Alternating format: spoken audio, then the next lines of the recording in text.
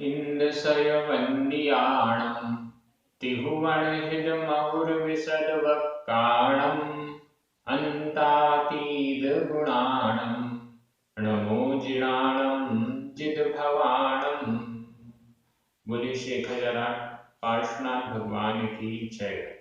आचार्य श्री कुंद कुंद स्वामी की जय। हम सभी बड़े सौभाग्यशाली हैं जो हमें पंचास्तिकाय जैसा महान ग्रंथ अध्ययन के लिए मिल रहा है। इस ग्रंथ के एक एक शब्द को हम समझने का प्रयास कर रहे हैं। आचार्य कुंद कुंद स्वामी की भावनाओं को, जो कि उन्होंने इस ग्रंथ में गाथाओं के द्वारा प्रस्तुत की हैं, उन भावनाओं को, उन भावों को हम डायरेक्ट उनकी गाथाओं से, प्राकृत भाषा से ग्रहण करने का प्रयास कर रहे हैं। आज हम दो गाथाओं का अर्थ करेंगे। गाथा क्रमांक 43.4 और 43.5। ये दोनों गाथाएं आचार्य जयसिंह स्वामी ने स्वीकार की हैं और आचार्य अमृतचंद्र स्वामी जी ने इनकी टीकाएं नहीं की, लेकिन गाथाएं बहुत महत्वपूर्ण हैं। इस दृष्टि से आज इन दोनों गाथाओं में मनः पर्याय ज्ञान और केवल ज्ञान, इन दोनों ज्ञानों का बहुत अच्छा विश्लेषण हमें मिलने वाला है। चलिए प्रारंभ करते हैं। गाथा क्रमांक 43.4। उच्चारण। व्युलमदी, विउलमदी, विउलमदी। यहाँ दा में बड़ी ई की मात्रा है, मदी। पुण णाणम, णाणम। अज्जव णाणम, अज्जव, आधा ज पूरा जा, अज्जव णाणम। ण च, च। दुविह, दुविह। मणनाणम, मणनाणम। एदे, एदे। संजम लब्धि, संजम लब्धि, आधा द ध बड़ी ई की मात्रा, संजम लब्धि। उवओगे, उवओगे। अपमत्तस्य, अपमत्तस्य, आधा पा पूरा पा, आधा ता पूरा ता, आधा सा पूरा सा। अपमत्तस्य। व्युलमदी पुणनाणम, व्युलमदी पुणनाणम। अज्जवनाणं च दुविहिमणनाणम्, अज्जवनाणं च दुविहिमणनाणम्। एदे संजमलब्धि, एदे संजमलब्धि।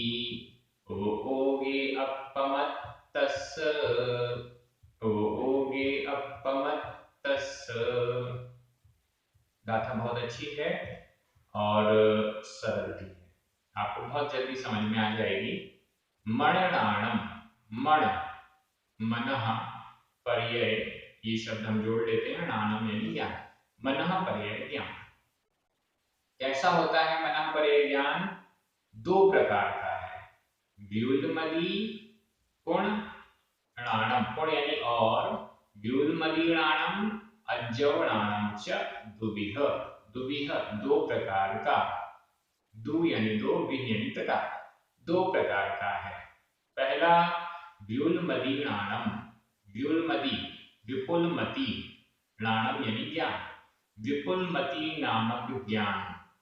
और दूसरा है अज्जवनाणम, अज्जव आर्जव, अज्जव का अर्थ है आर्जव, आर्जव ज्ञान, आर्जव का अर्थ है ऋजु, ऋजुमति मनः पर्याय ज्ञान।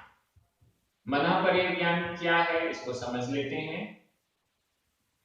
दूसरे के मन में स्थित, दूसरे के मन में स्थित मूर्त पदार्थ को जो जानता है, दूसरे के मन में स्थित मूर्त पदार्थ को चिंतित हो, अचिंतित हो या अर्धचिंतित हो, ऐसे मूर्त पदार्थ को, रूपी पदार्थ को जो जानता है, वह मनः पर्यय ज्ञान है। इसके दो भेद किए गए, ऋजुमति मनः पर्यय ज्ञान और विपुलमति मनः पर्यय ज्ञान। ऋजुमति, मति मति यानी बुद्धि, जिसकी बुद्धि ऋजु सरल है, सरल बुद्धि वाले के मन में स्थित पदार्थ को जान लेना, यह ऋजुमति मनः पर्यय ज्ञान है।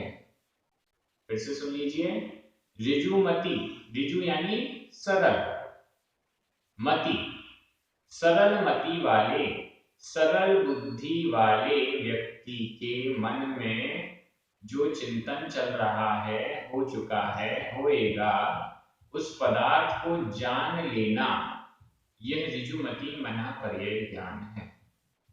विपुलमति कुटिल मति वाला, सोच कुछ रहा है, अभिप्राय कुछ है, ऐसा जो व्यक्ति है, उसकी बुद्धि में चल रहे, उसके मन में चल रहे जटिल पदार्थ को भी जान लेना, यह विपुलमति मनः पर्यय ज्ञान है। मनः पर्यय ज्ञान क्या होता है? दूसरे के मन में जो पदार्थ है, पहले उसको जाना, इसके बाद फिर उस पदार्थ से संबंधित क्या है, कैसा है, जो भी जानना है वो जानना। जैसे अब इसकी प्रक्रिया क्या होती है? सबसे पहले दर्शन होता है, दर्शन होने के बाद ईहामति ज्ञान होता है, और इस ईहामति ज्ञान के बाद फिर मनः पर्यय ज्ञान होता है। मनः पर्यय ज्ञान से पूर्व कोई दर्शन डायरेक्ट नहीं है। इसका क्रम क्या बना? सबसे पहले दर्शन, दर्शन के बाद ईहामति ज्ञान। मति ज्ञान के 4 भेद बताए थे, उन 4 भेदों में से अवग्रह, ईहा, अवाय और धारणा, उनमें से ईहामति ज्ञान, और इस ईहामति ज्ञान के द्वारा फिर मनः पर्यय ज्ञान। यह मनः पर्यय ज्ञान, यहां पर नीचे एक शब्द दिया गया है, एदे संयम लब्धि। एदे यानी ये, एदे ये जो दोनों मनः पर्यय ज्ञान है, संयम लब्धि, संयम वालों को लब्धि यानी प्राप्त होते हैं। संयम लब्धि, संयम लब्धि, संयम लब्ध होने पर, संयम प्राप्त होने पर ही होते हैं। और वो भी कैसे होते हैं? उपयोग होने पर। उपयोग का मतलब है विशुद्ध परिणाम, यहाँ पर उपयोग का मतलब है विशुद्ध परिणाम। संयम ले लिया, संयम की उपलब्धि हो जाने पर, उपयोग होने पर, विशुद्ध परिणाम होने पर ये मनः पर्यय ज्ञान होता है। वो भी किसको? अपमत्तस्य, अप्रमत्त के। संयमी जीव 6वें, 7वें और ऊपर वाले गुण स्थानों के जीव होते हैं। मतलब संयमी मतलब मुनि महाराज। ऐसे संयमी मुनि महाराज, रत्नत्रय के धारी मुनि महाराज, जो संयम लब्धि वाले हैं, उपयोग वाले हैं, विशुद्ध परिणामों वाले हैं, ऐसे अप्रमत्त अवस्था में, 2 अवस्थाएं हो गई। 6वां गुण स्थान प्रमत्त विरत है और 7वां गुण स्थान अप्रमत्त विरत है। तो यह जो मनः पर्यय ज्ञान है, इसकी उपलब्धि कब होगी? जब वो 7वें गुण स्थान में है। उपलब्धि की अपेक्षा से अप्रमत्त के ही होता है। 7वें गुण स्थान वाले मुनि महाराज के ही यह मनः पर्यय ज्ञान होता है। इसके बाद मुनि महाराजों का 6वां, 7वां यह गुण स्थान चलता रहता है। तो 7वें गुण स्थान में मनः पर्यय ज्ञान की उपलब्धि हो जाती है, प्राप्ति हो जाती है, और फिर उसका उपयोग 6वें गुण स्थान में भी हो सकता है। ये हमें समझना होगा। सभी 7वें गुण स्थान वाले मुनि राजों को मनः पर्यय ज्ञान होता है ऐसा नहीं है। अनेक मुनि महाराजों को मनः पर्यय ज्ञान होता है, अनेक को नहीं होता। किसी को होता है, किसी को नहीं होता। ये उनकी अलग अलग तपस्या की विशेषता है। यहाँ पर मनः पर्याय ज्ञान किन्हीं मुनि महाराज को हुआ। अब वो मुनि महाराज बैठे हुए हैं, सामने कोई श्रावक आया या कोई और मुनि आया, कोई पशु पक्षी आया। सबसे पहले क्या होगा? दर्शन। उन्होंने देखा कोई आया है, कुछ सोच रहा है, चुपचाप बैठा है, कुछ सोच रहा है, उसके मन में, उसके दिमाग में कुछ चल रहा है। अब ये देखकर अगर मुनि महाराज को जिज्ञासा होती है कि क्या सोच रहा है, ये हुआ ईहामती ज्ञान। आपको समझ में आ रहा होगा? पहले तो दर्शन, कुछ है, कोई है, कुछ सोच रहा है, ऐसा। फिर दर्शन, दर्शन के बाद आ गया अवग्रह, कुछ सोच रहा है, ऐसा सोच रहा, वैसा सोच रहा। फिर ईहा, अब उसको विशेष जानने की जिज्ञासा हुई कि यह जो सोच रहा है उसके बारे में क्या सोच रहा है, कैसा सोच रहा है। वो ये सोच रहा है कि इसके मित्र का कल मरण हुआ है, वो मरण करके कहाँ गया होगा, इत्यादि कुछ भी सोच रहा है। हमारे माता पिता अभी कहाँ होंगे, मैं अपने घर से इतने दूर हूँ, मेरे घर में सभी लोग कैसे होंगे, कुछ भी सोच रहा है। अब उसके प्रति महाराज की जिज्ञासा हो जाए, वो ईहामती ज्ञान। इसके बाद फिर मनः पर्यय ज्ञान उस पदार्थ को जानता है। देखिए, मन की बात को जानना, मन में क्या चल रहा है इसको जानना, यह तो मति ज्ञान है। लेकिन देखिए, सबसे पहले तो मुनि महाराज हैं, वो सामने वाले के मन की बात को पकड़ रहे हैं, यह मति ज्ञान हुआ। अब उस मन में क्या है, हम भी तो समझ जाते हैं कि ये कुछ सोच रहा है। आपको समझ में आता है कि नहीं? जब मैं थोड़ा सा ऐसी आंखें यूं हो जाती तो आपको लग रहा होगा कि कुछ सोच रहा हूं मैं, और फिर बोलने से पहले सोच रहा हूं। तो ये तो मति ज्ञान से हम जान लेते हैं कि ये कुछ सोच रहा है। अब उसके बारे में जिज्ञासा, क्या सोच रहा है, इसका क्या आंसर हो सकता है, ये जो जिज्ञासा है यह भी मति ज्ञान है, ईहामती ज्ञान। लेकिन उसके बाद जो मति ज्ञान से ऊपर है, मति ज्ञान से अलग है, ये सोच रहा है कि इसके मित्र का मरण हुआ है, कहाँ जन्म हुआ होगा। अब ये जो प्रोसेस चालू हुई, ये मनः पर्याय ज्ञान की प्रोसेस चालू हुई। अब वो जानेंगे मनः पर्याय ज्ञान के द्वारा कि इसके मित्र का कल जिसका मरण हुआ है वो अभी स्वर्ग में फलाने नंबर स्वर्ग पर इस नंबर का देव हुआ है, या नरक में गया है, इस नंबर के नरक में गया है। ये जो जानना होता है यह मनः पर्याय ज्ञान है। मनः पर्याय ज्ञान की भी सीमाएं होती हैं।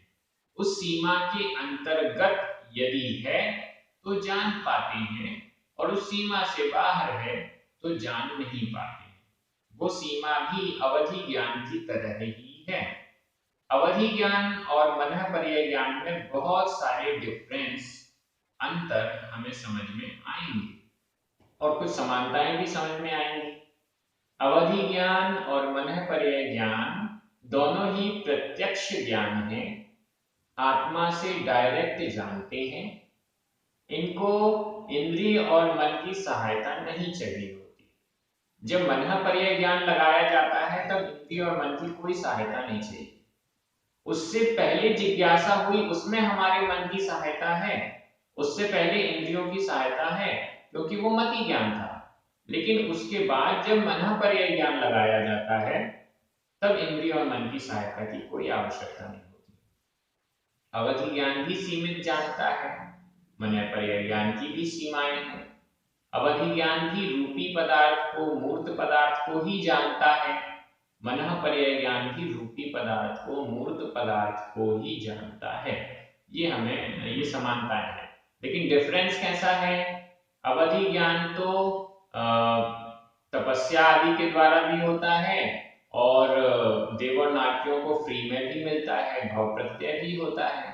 लेकिन मनः पर्याय ज्ञान किसी भाव के कारण या किसी जगह पर्टिकुलर जन्म लेने के कारण नहीं मिलता है, बल्कि केवल तपस्या के बल पर संयम लब्धि के कारण ही मिलता है। और वो भी किसको मिलेगा? जो उपयोग वाले हैं, विशुद्ध उपयोग वाले हैं, विशुद्ध परिणाम वाले हैं, अप्रमादी हैं, उनको तो यह प्रकट होता है। और फिर उसका प्रयोग प्रमाद अवस्था में होता है, वो बात अलग है। तो ऐसे मुनियों को ही मनः पर्याय ज्ञान होता है। अवधि ज्ञान तो चारों गतियों में संभव है, लेकिन मनः पर्याय ज्ञान सिर्फ मनुष्यों को, और मनुष्यों में भी सिर्फ मुनियों को ही होता है। ऐसा हमें समझना चाहिए। और भी इसमें डिफरेंसेस बनाए जा सकते हैं, क्षेत्र की अपेक्षा, काल की अपेक्षा, सारे अलग अलग इसमें हम डिफरेंसेस देख सकते हैं। यहाँ पर ऋजुमति मनः पर्याय ज्ञान और विपुलमति मनः पर्याय ज्ञान में भी डिफरेंस है। सबसे पहला डिफरेंस तो ये है कि ऋजुमति मनः पर्याय ज्ञान वाले मुनि महाराज सरल चित्त वाले व्यक्ति के मन की बात को जानते हैं, और विपुलमति मनः पर्याय ज्ञान वाले मुनि महाराज कुटिल मन वाले व्यक्ति की बात को भी जानते हैं। ये सबसे पहला डिफरेंस। दूसरा डिफरेंस ये भी है कि विपुलमति मनः पर्याय ज्ञान वाले मुनि महाराज उसी भव से मोक्ष को प्राप्त करते हैं। मतलब विपुलमति मनः पर्याय ज्ञान एक बार हुआ तो मोक्ष ही जाएंगे, तो केवल ज्ञान पर ही वह समाप्त होगा। विपुलमति मनः पर्याय ज्ञान एक बार हुआ तो वह केवल ज्ञान तक साथ रहता है, ऐसा समझ सकते हैं। या विपुलमति मनः पर्याय ज्ञान सिर्फ चरम शरीरी, अंतिम शरीर वालों के ही होता है, जिनको उसी भाव से मोक्ष जाना है। ऋजुमति मनः पर्याय ज्ञान का ऐसा कोई नियम नहीं है, हो भी सकता है, नहीं भी हो सकता है। इसका दूसरा और हम तात्पर्य निकाल सकते हैं, विपुलमति मनः पर्याय ज्ञान तो छूटता नहीं है, छूटेगा तो केवल ज्ञान पर ही छूटेगा, वैसे नहीं छूटेगा। विपुलमति मनः पर्याय, ऋजुमति मनः पर्याय ज्ञान छूट भी सकता है, केवल ज्ञान होने से पूर्व बुद्धि छूट सकता है और उसके बीच में मरण भी हो सकता है। विपुलमति मनः पर्याय ज्ञान पूरे संसार काल में सिर्फ एक बार होता है, एक बार ही होता है, उसके बाद तो केवल ज्ञान हो जाएगा, तो एक बार ही होता है। लेकिन ऋजुमति मनः पर्याय ज्ञान का ऐसा कोई नियम नहीं है। और भी हम चिंतन करेंगे और भी ग्रंथों में देखेंगे तो बहुत सारे डिफरेंस, अंतर हमें समझ में आएंगे। अगर आपके जानकारी में इन दोनों ज्ञान के बीच में और कोई डिफरेंसेस हैं तो वो आप कमेंट्स में लिखिएगा। मैं एक बार इसको हिंदी में अर्थ कर रहा हूँ, आपकी नजर तुरंत प्राकृत शब्दों पर जाएगी। और मनः पर्याय ज्ञान दो प्रकार का है, विपुलमति मनः पर्याय ज्ञान और आर्जव ज्ञान, ऋजुमति मनः पर्याय ज्ञान। ये दोनों, ये संयम उपलब्धि होने पर, संयम लब्धि होने पर और उपयोग की विशुद्धता होने पर अप्रमत्त के ही होते हैं। यहां विभक्तियां देख लीजिए, अपमत्तस्य षष्ठी विभक्ति का एक वचन है, उपओगे सप्तमी विभक्ति का एक वचन है, और बाकी सारे शब्द नॉर्मल हैं। एदे ये प्रथमा का बहुवचन है, बाकी सब प्रथमा का एक वचन वगैरह है, ऐसा हम समझ सकते हैं। अगली गाथा में चलते हैं। 43.5 उच्चारण। णाणम णाणम णेय निमित्तम, णेय निमित्तम, केवल णाणम, केवल णाणम, ण होदि, होदि, सुदणाणम, सुदणाणम, णेयम, केवल णाणम, केवल णाणम, णाणाणाणम, णाणाणाणम, चार वर्ण है, णाणाणाणम, च णत्थि, णत्थि अधता था छोटी की मात्रा, केवलिणो, केवलिणो, णाणं णेय निमित्तं, णाणं णेय निमित्तं, केवल णाणं न होदि सुदृढ़ाणं केवलनाणं न होदि सुदृढ़ाणं ज्ञेयं केवलनाणं ज्ञेयं केवलनाणं नाणाणाणं चणत्ति केवलिनो नाणाणाणं चणत्ति केवलिनो। गाथा सरल तो नहीं कहूंगा, थोड़ा सा कठिन है क्योंकि इसमें शब्द जो है वो बहुत रिपीटेड है और णा इतने सारे हैं, जब तक आप ध्यान से नहीं देखेंगे गाथा समझ में नहीं आएगी। चलिए देखते हैं, लेकिन गाथा समझ में आएगी क्योंकि मुझे आ गई तो आपको भी समझ में आएगी। णाणम णेय निमित्तम केवल णाणम, केवल णाणम न होदि, केवल णाणम केवल ज्ञान, केवल णाणम का अर्थ है केवल ज्ञान, केवल णाणम केवल ज्ञान न नहीं होदि होता है, केवल ज्ञान नहीं होता है। क्या नहीं होता है, ये तो सेंटेंस हमें आया ना, केवल णाणम न होदि केवल ज्ञान नहीं होता है। क्या नहीं होता है, णाणम णे निमित्तम न, णाणम ज्ञान, जो ज्ञान है केवल ज्ञान जो ज्ञान है वो नेय निमित्तम न होदि, नेय निमित्तम, नेय, नेय का अर्थ होता है ज्ञेय, ज्ञेय निमित्तम, ज्ञेय का, ज्ञेय के निमित्त से नाणम न होदि, ज्ञेय के निमित्त से नाणम ज्ञान, केवल ज्ञान न होदि नहीं होता है। ध्यान दीजिए, केवल णाणम न होदि केवल ज्ञान नहीं होता है, केवल ज्ञान क्या नहीं होता है, णेय निमित्तम न होदि, णेय के निमित्त से नहीं होता है, ज्ञेय के निमित्त से नहीं होता है। यहाँ पर सबसे पहले जो णाणम शब्द है उसको भी हम केवल ज्ञान का ही विशेषण ले लेंगे। केवल ज्ञान नामक जो ज्ञान है, ऐसा कर लीजिए, केवल ज्ञान नामक जो ज्ञान है वह नेय निमित्तम न होदि, ज्ञेय के निमित्त से नहीं होता है, ज्ञेय के निमित्त से नहीं होता है। केवल ज्ञान ज्ञेय के निमित्त से नहीं होता है, मतलब ज्ञेय के कारण केवल ज्ञान कम या ज्यादा नहीं होता।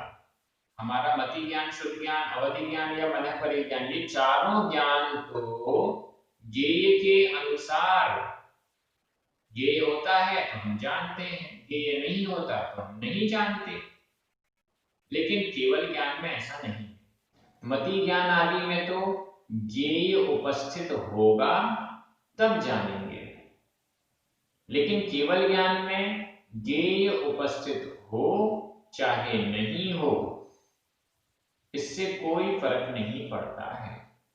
ज्ञेय यहाँ उपस्थित है या कहीं और है, इस समय उपस्थित है या किसी और समय में उपस्थित है, इससे केवल ज्ञान में फर्क नहीं पड़ता है। दूसरा पॉइंट आ रहा है, केवल ज्ञान सुदृढ़ाणम न होदि, शुद्ध ज्ञान नहीं है।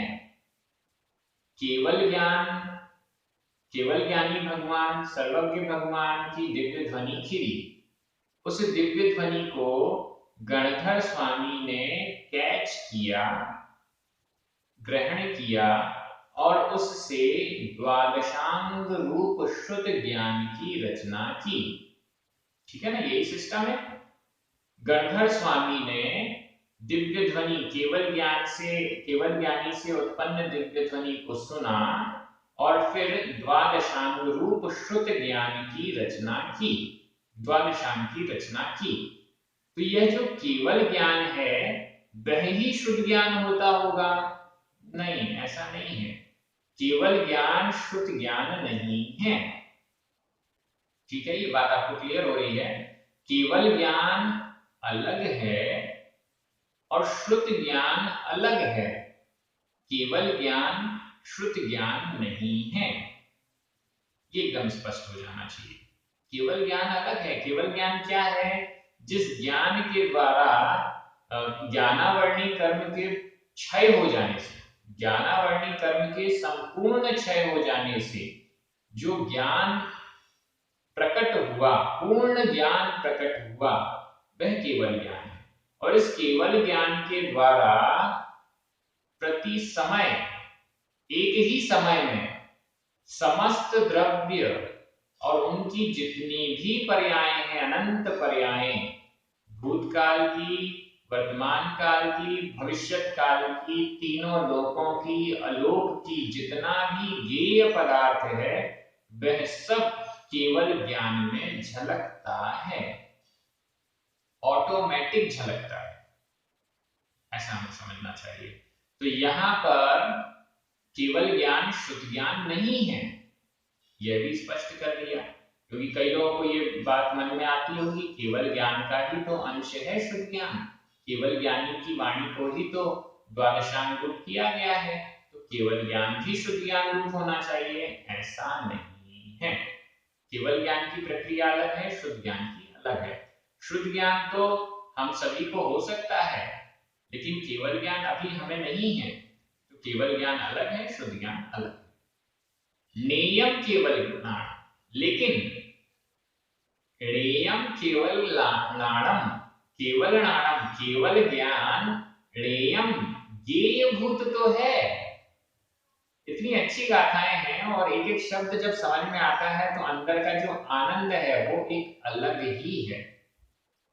नेयम केवल नाणम, केवल नाणम, केवल ज्ञान, णेयम णेय है, ज्ञेय है, जानने योग्य है। केवल ज्ञान जानता है यह अलग बात है, लेकिन केवल ज्ञान भी ज्ञेय है, केवल ज्ञान को भी जाना जाता है।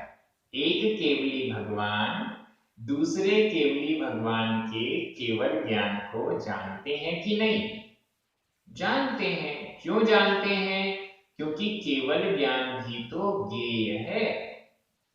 जैसे मति ज्ञान, शुद्ध ज्ञान आदि ज्ञेय हैं, जानने योग्य हैं, वैसे ही जानने योग्य मतलब दूसरा इसे जान सकता है, ये जानने योग्य है। तो वैसे ही केवल ज्ञान भी णेयम, जानने योग्य है। सर्वज्ञ भगवान स्वयं के ज्ञान को जानते हैं या नहीं? जानते हैं। क्यों जानते हैं? क्योंकि वह भी तो ज्ञेय है, वह भी तो जानने योग्य है। सर्वज्ञ भगवान वह सब जानते हैं जो जानने योग्य है। जो भी पदार्थ ज्ञेय है, जो भी ज्ञेय है, जो भी जानने योग्य है, उन सब को सर्वज्ञ भगवान जानते हैं। तो यहाँ णेयम केवल नाम, जो केवल ज्ञान है वह ज्ञेय रूप भी है। आगे चलिए। णाणाणाणम चणत्ति केवलिनो, णाणाणाणम चणत्ति केवलिनो, केवलिनो केवलियों के, नत्थि नहीं है, केवलियों के नहीं है, च यानी और केवलियों के नहीं होता है, केवलिनो यह बहुवचन में हो गया, केवलियों के, नत्थि नहीं होता है। क्या नहीं होता है? णाणाणाणम। अब इसका अर्थ करने में मजा आएगा। णाणाणाणम दो प्रकार से अर्थ किया जा सकता है। पहले तो हम संधि विच्छेद कर लें, दो टाइप से हो जाएगा। णाण प्लस अणाणम, अणाण, णा में छोटा आ, अणाण छोटा आ, दोनों मिलकर आ बड़ा हो गया तो णाणाणाणम। पहला संधि विच्छेद तो ये हो जाएगा णाण प्लस अणाणम। दूसरा णाणा अणाणम, णाणा नाना अनेक अणाणम। दो प्रकार से हुआ, णाण प्लस अणाणम और दूसरा है णाणा प्लस अणाणम। अब दोनों प्रकार से अर्थ देख लीजिए। केवलिनो केवलियों के नहीं होता है, णाणाणाणम ज्ञाना ज्ञान, केवलियों के नाण अणाणम ज्ञान और अज्ञान नहीं होता है, सिर्फ ज्ञान होता है। केवलियों के कुछ तो जानते हैं और कुछ नहीं जानते हैं, ऐसा कुछ भी नहीं है, उनके तो सिर्फ ज्ञान होता है, सब कुछ जानते हैं। णाणाणाणम नत्थि, ज्ञाना ज्ञान रूप भाव नहीं है, सिर्फ ज्ञान रूप भाव। और क्या है? नाना नाणम च नत्थि, नाना नाना अनेक नाणम ज्ञान, अनेक ज्ञान भी नहीं है, एक ही ज्ञान है। केवल ज्ञानी हो जाने के बाद जो बाकी चार ज्ञान है वो गायब। नाना ज्ञान नहीं, अनेक ज्ञान नहीं, सिर्फ एक ज्ञान, केवल ज्ञान। बाकी जो चार ज्ञान थे वो तो ज्ञानावरणी कर्म के क्षयोक्षम से होते हैं, लेकिन केवल ज्ञान ज्ञानावरणी कर्म के क्षय से होता है। जब ज्ञानावरणी कर्म का क्षय हो गया, द्रव्य ही समाप्त, ज्ञानावरणी कर्म पूरा ही समाप्त हो गया, तो फिर उसका क्षयोक्षम कैसे बनेगा? क्षयोक्षम नहीं बनेगा। तो इसलिए नाना नाणम, अनेक ज्ञान पना भी नहीं है, एक ही ज्ञान है। इस दृष्टि से दो प्रकार से अर्थ किया जा सकता है। गाथा बहुत महत्वपूर्ण थी और बड़ा आनंद आ रहा है अध्ययन करने में। ऐसा अपूर्व अपूर्व अर्थ समझ में आ रहा है जो बार बार हमारी श्रद्धा आचार्य कुंकुम स्वामी के प्रति, हमारे पूर्व आचार्यों के प्रति, जिनेंद्र भगवान के प्रति हमारी श्रद्धा बढ़ती जाती है। स्वाध्याय का यही तो फल है कि हमारी श्रद्धा भक्ति जिनेंद्र भगवान के प्रति, सच्चे देव शार्दूल के प्रति बढ़ती जाए, यही भावना है। यहाँ पर होदी होता है, यह वर्तमान काल अनिपुरुष एकवचन का क्रिया रूप है। नत्थी, इसको अव्यय मान लीजिए, नहीं होता है, यह इसका अर्थ हो गया। बाकी सब विभक्तियां नॉर्मल हैं। आप सभी बहुत अच्छे से पढ़ रहे हैं, सभी को धन्यवाद। जय जिनेंद्र।